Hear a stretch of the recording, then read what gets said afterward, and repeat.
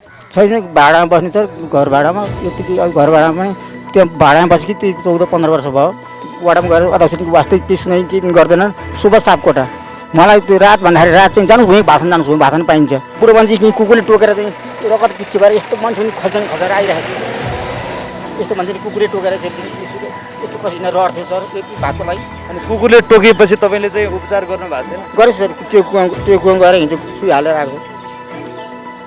उहाँको चाहिँ नागरिकता नम्बर 9149 पनि छ। आँखाबाट आँसु मात्र झार्न सक्नु भएको छैन, उहाँ त्यसरी बोलिरहनु भएको छ। पैसा खाना पनि देखाउँछु कार्ड देखाउँछु पैसा यो चाहिँ सुई लगाउनु जाने हो भनेर सुई लगाउँछु कार्ड देखाएर खाता यसमा नलियो भने हानिहाल्छ टाढाबाट भन्नुपर्छ। त्यही हाम्रो अहिलेको नेताहरू थिए सबै अब कुबेर खड्का भए भरत तन्दुकर भए त्यतिखेर उनीहरू चाहिँ त्यसपछि अब हामीले सुभाष सापकोटाहरू पनि हामी सबै उहाँहरूकै हात भाँचिएको सुभाष सापकोटा हात भाँचिएको मेरो टाउको फुटेको अहिले त सुभाष सापकोटा चाहिँ अध्यक्ष हुनुहुन्छ वडाको, तपाईँ चाहिँ यो अवस्थामा हिँड्नुपर्छ कुरा हुँदैन तपाईँको? तर अहिले आएर म उहाँको घरमै आएर चाहिँ उहाँ भित्रबाट बाहिर निक्लिनु आफ्नो श्रीमानलाई बल्ल पठाउनुहुन्छ। स्याङ्जा घर म 53 सालमा काठमाडौँ आएको 62 जनवदलमा चाहिँ कलङ्की घाइते भइयो त्यतिखेर घाइते परिचय पत्र खोल्टिमी छ। त्यस पछाडि अहिले आएपछि अब यस्तै अब भनौँ न व्यवसाय एउटा दुःख यस्तै घर जग्गा 63 को आन्दोलनमा चाहिँ के गरेर घाइते हुनुभयो तपाईँ? यो पुलिसको पिटाइबाट सर। पुलिसको पिटाइ के को लागि पुलिसको पिटाइ खानुभयो तपाईँ? यही अब यो देशमा आएपछि केही होला जनताको लागि केही सुख शान्ति होला लोकतन्त्र आएपछि यो हुन्छ ऊ हुन्छ रोजगारी हुन्छ सबै राम्रो हुन्छ भन्ने थियो। सबै जनताहरू चाहिँ अब नेताहरू चाहिँ भित्रभित्र कोठामा बस्थे हामी बाहिर रोडमा निक्लिने कोही कति 20 गते कति त्यो खड्का भने मरेर गए मेरो टाउको फुटेको घाइते परिचय पत्र खोल्टिएको छ। के नाम तपाईँको? मेरो सोमबहादुर सुनार। सोमबहादुर सुनार। अनि त्यतिखेर तपाईँ चाहिँ त्यत्रो घाइतेबाट चाहिँ देशमा त अहिले त तपाईँको यो के ऐतिहासिक जनआन्दोलन घाइते परिचय पत्र सोमबहादुर सुनवार मनोकामना 2 स्याङ्जा। अनि यस्तो यो तपाईँले त हेर्नुहोस् त अहिले त देशमा त गणतन्त्र आयो यत्रो गर्यो तपाईँले चाहिँ यही आन्दोलनको कारणले र आज के तपाईँ चाहिँ काठमाडौँमा के खानेकुराहरू नभएर यसरी भौतारिनु भएको छ? हो सर केही पनि नभएर सर।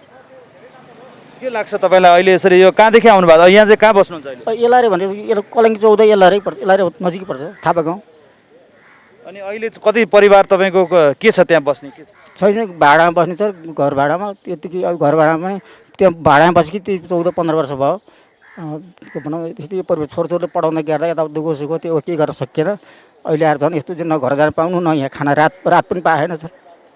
अनि सरकारले त स्थानीय निकायमा तपाईँहरूको त झन् अझ तपाईँ त देशको लागि चाहिँ हिजोको दिनमा आज जुन यो यत्रो चाहिँ परिवर्तन भयो त्यसको लागि त यत्रो घाइते भएको एउटा यो सरकारले नै परिचय पत्र नम्बर तपाईँको 77 रहेछ। यस्तो भएको मान्छे तपाईँले त भन्नुपर्ने नि राहत पाउनु भएको छैन? केही सुनाइ भने सर रात पनि पाएको छैन सर केही रात पनि पाएको छैन। त्यसरी मैले अब त्यो कहाँ गएर कुण्ठा गरेर भन्ने खासै त्यो वाडामा गएर अध्यक्षको वास्तविक केही सुनाइ केही पनि गर्दैनन्। तपाईँको वडा अध्यक्ष को? सुभाष सापकोटा। सुभाष सापकोटा। उहाँ के भन्नुहुन्छ?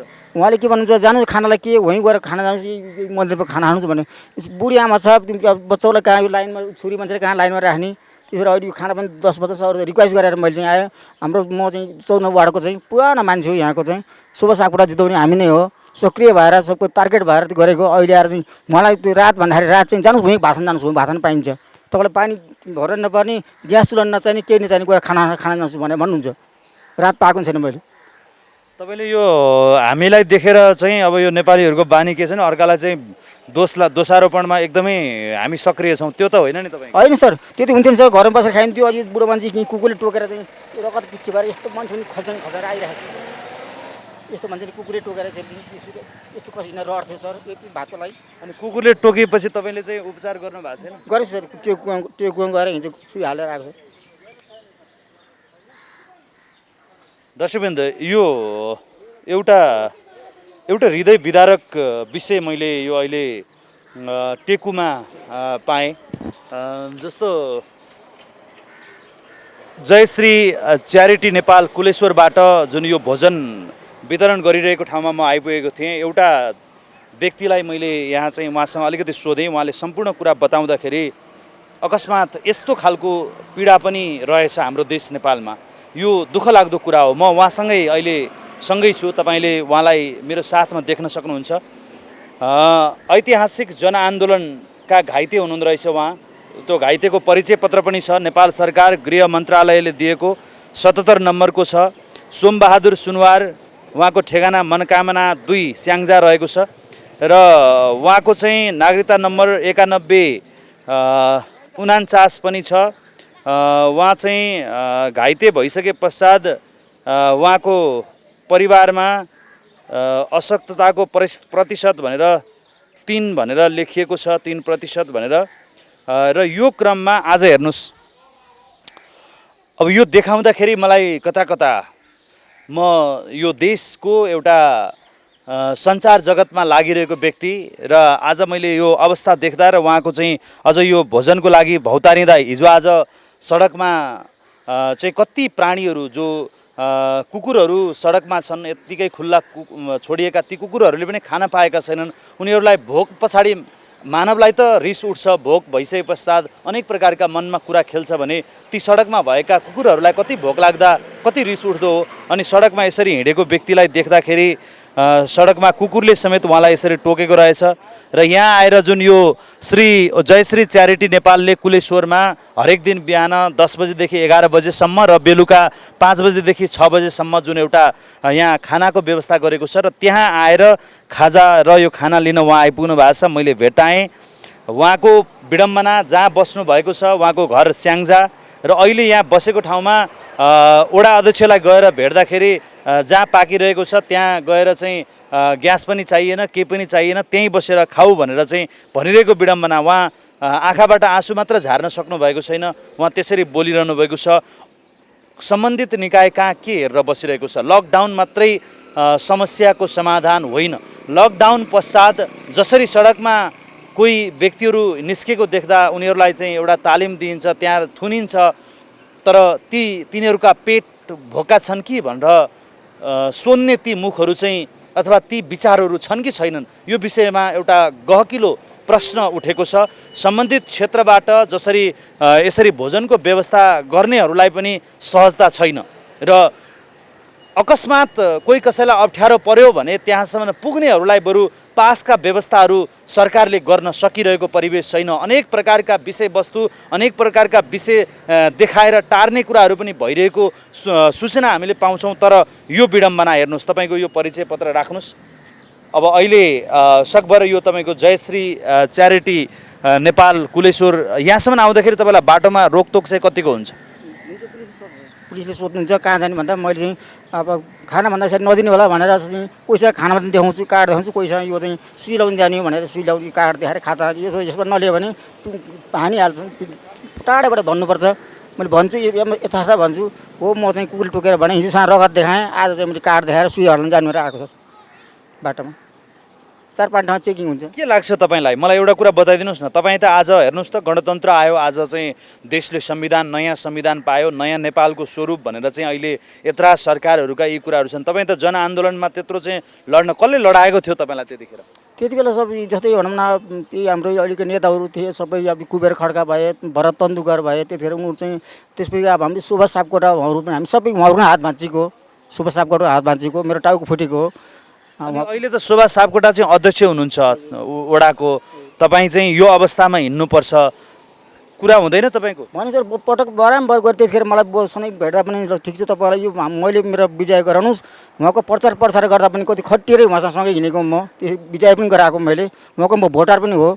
तर अहिले आएर म उहाँको घरमै आएर चाहिँ उहाँ भित्रबाट बाहिर निक्लिनु आफ्नो श्रीमानलाई बोल्न पठाउनुहुन्छ, अदासीले हातबाट झिबाट झिकेर दिने हो र जानु त खाना तेल केही पनि चाहिएन, तेल चाहिएन, ग्यास चाहिएन, दाउरा चाहिएन, केही चाहिएन, त्यहाँ गएर खाना खानुहोस् भनेर भन्नुभयो। त्यसरी म आएँ, खाना खाछु। मैले लडाइँ गर्दाखेरि अथवा भनौँ न जनआन्दोलनमा तपाईँ हुँदाखेरि यही देख्नु भएको थियो सपना? थिएन सर, मैले निकट भविष्यलाई केही होला, हामी वृद्ध मान्छेलाई केही व्यवस्था होला, रोजगारीको केही व्यवस्था होला भन्ने कुरो भयो। हामी सबै आम जनताहरू सबै उद्रे, भोकै भोक पनि भनिएन। बिहान 4-5 उठेर हिँडिन्थ्यो, कलङ्कीमा सबभन्दा पहिला झन्डा बोकेर हिँड्ने हामी नै थियौँ।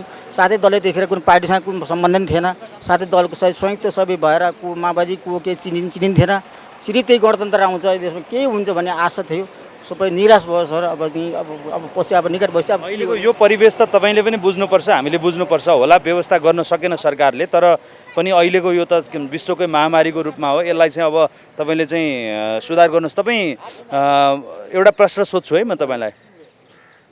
अब यस्तो हुँदै पनि तपाईँ चाहिँ अलिकति गरेर कुनै त्यस्ता नराम्रा चिजबिजहरू ड्रिङ्क्स गर्ने जो चाहिँ त्यस्तो गर्नुहुन्छ कि? केही छैन सर। मेरो अहिले कहीँ गएर मेडिकल गराउनु होला, 2-4 दिन थाहा हुन्छ। केही छैन मेरो त्यस्तो न गाँजा सिगरेट खैनी केही छैन। तास जुवा कुनै मेरो कुनै त्यस्तो हेबिट केही पनि छैन। साँच्चै भन्नुभयो? सत्य कुरा। मैले एउटा छोरा छ, 3 छोरी हुन्। मैले छोरी साथ राखेर कसम खाएर भन्छु। आज यो विडम्बना तपाईँले भोग्नु पर्दाखेरि, तपाईँ हिजोको त्यस्तो गरेको मानिस आज यो हुँदाखेरि एउटा नेपाली नागरिक हुनुको पछाडि आजको सरकार, हिजो तपाईँहरू नै आन्दोलन गरेर चाहिँ देशलाई केही नयाँ निकास होस् भनेर भनेको सरकार आज यो अवस्थामा के छ? तपाईँको मनमा के खेल्छ कोही बेलामा? मेरो सर त्यो एउटा सभा थियो, मैले अहिले मैले सधैँ लिएर हिँड्थेँ। आज ल्याइहाल्छु मैले। चिन्ने मान्छेले चाहिँ हाम्रो यो 3 थानाको चाहिँ अध्यक्ष चाहिँ के अरे उत्तम राउतले चाहिँ के भन्नु भने, तपाईँले हामीलाई घुम्ने कुर्सिया राखेको तपाईँहरू हो भनेर मलाई सक्रिय बाहिर मेयरलाई पत्र काटेर मलाई चाहिँ आँखामा एउटा आँखा चाहिँ त्यो असुर ग्यासले हो, पुलिसको असुर ग्यासले हो, केले हो, यो आँखा चाहिँ बन्दै हो, आँखा सो मात्रै हो, यो मात्रै हेर्ने। मैले त्यो मेयरलाई पत्र राखिदिनु भयो। मलाई 15,000 पैसा निकालिदिनु भयो। त्यसबाट चाहिँ दबाई गरेँ, ठिक भएन। फेरि अहिले डिस्ट्रिक्टमा फेरि अप्रेसन गर्नुपर्छ भन्ने भएको छ। उहाँले बुझ्नु सर, अध्यक्ष हो, म पनि अध्यक्ष हो। उहाँले बुझ्नुभयो। त्यसपछि सो मलाई त्यही पटक भने, तर उहाँले मलाई एकपल्ट 10 मलाई 500 रुपियाँ दिएको, 500 दिएको आँखालाई भनेर एकपल्ट हब्बी अस्पतालमा चाहिँ चिठी लेख्नु भएको थियो उपचार गर्ने भनेर।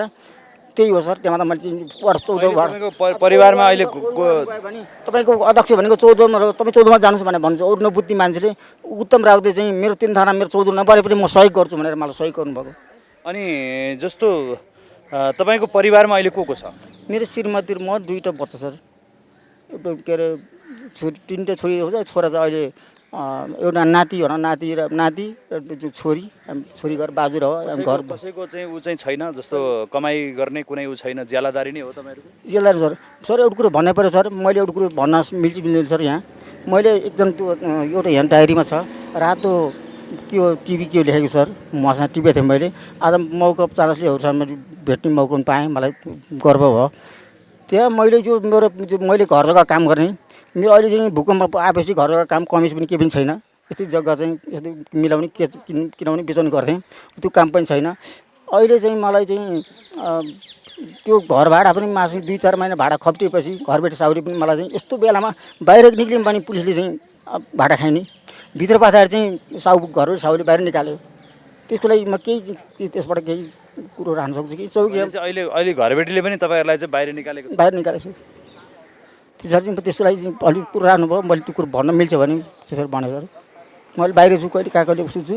त्यही बाहिर सुत्दा भित्र सुत्दा कुकुरै पनि टोक्थेन। यहाँ खाना खाएर गएपछि टाढा पनि गएको थिएँ, नजिक भयो, झ्यापाएर टोकिहाल्यो।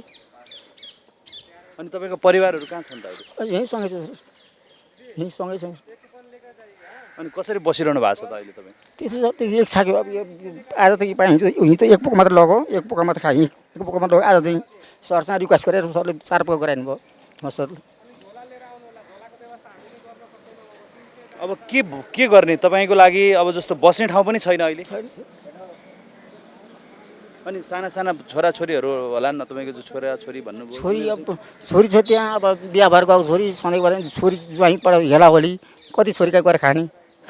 ज्वाइँ नदिएर ज्वाइँ नहुँदा त छोरी खुवाउँछ, नत्र भनेदेखि यति भरेसँग टाढो पर्छ। भरे छैन, भरे यहाँ बन्द नि भयो। यहाँ एक छाक मात्र हो। यहाँ पनि भात लिएर जान्थेँ, बिहान नै खाना पाइन्थ्यो, साँझ खाना पाइन्थ्यो।